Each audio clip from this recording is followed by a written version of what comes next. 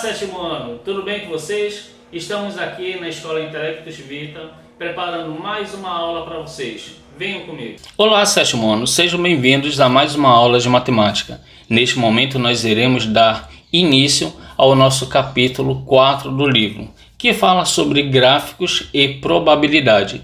Aqui nós estudaremos o plano cartesiano, iremos verificar o que é uma simetria, iremos também verificar e estudar probabilidade e estatística. Me acompanhe. Plano cartesiano. O plano cartesiano consiste em dois eixos perpendiculares entre si.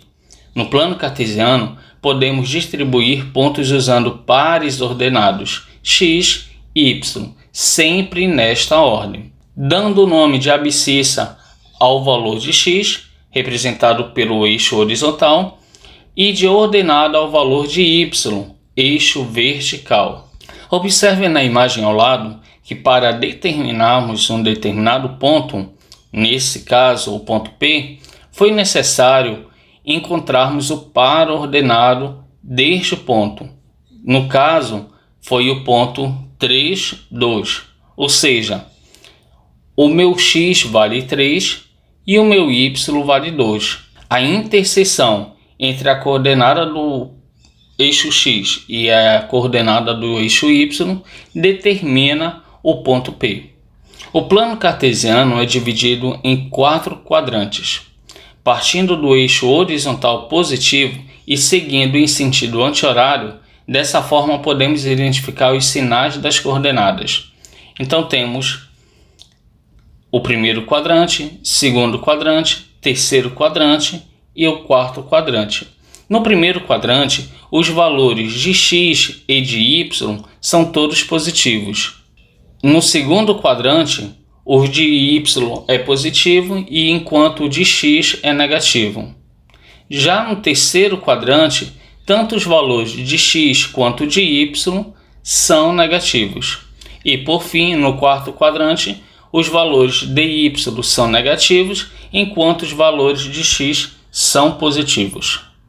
Agora, para treinarmos um pouco, fiquem com a página 90 e 91.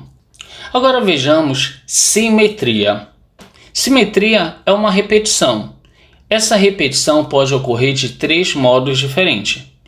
Uma se chama simetria de reflexão. Essa simetria ocorre quando temos um eixo de simetria na imagem em que os dois lados são congruentes. Observem a imagem desta borboleta. O lado esquerdo é semelhante ao lado direito. Temos então uma simetria de reflexão. É como se houvesse um espelho refletindo o outro lado desta imagem. A outra simetria é a simetria de rotação. Ela ocorre quando a figura é formada a partir da rotação de um elemento inicial. Vejamos aqui na imagem que eu tenho alguns esquadros. O esquadro é a minha figura principal, mas a partir do momento que ele rotaciona, ele gera uma outra imagem. Um exemplo muito comum disso é os desenhos formados por azulejos, por lajotas. Se notarmos bem, cada lajota tem uma figura específica, mas a partir do momento que essa figura essas lajotas começam a se unir, gera uma outra imagem.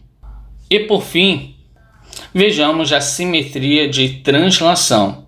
Ela é obtida pela mudança da posição inicial de uma figura a fim de se obter a imagem total. Observem na imagem ao lado que o desenho é o mesmo, porém, uma hora ele é branco e outra hora ele é preto.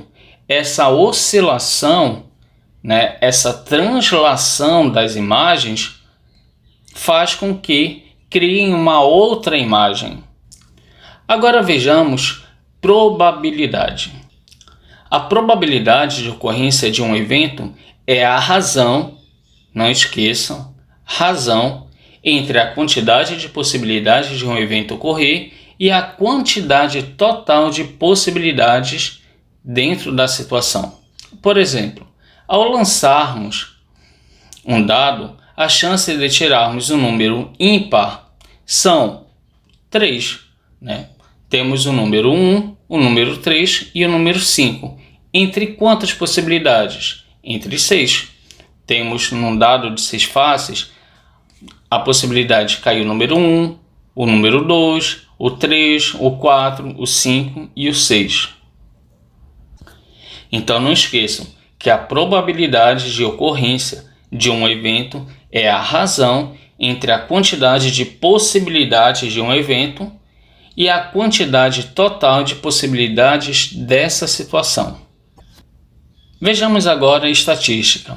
A estatística é a ciência que tem como objetivo levantar análise e fazer inferências sobre dados colhidos.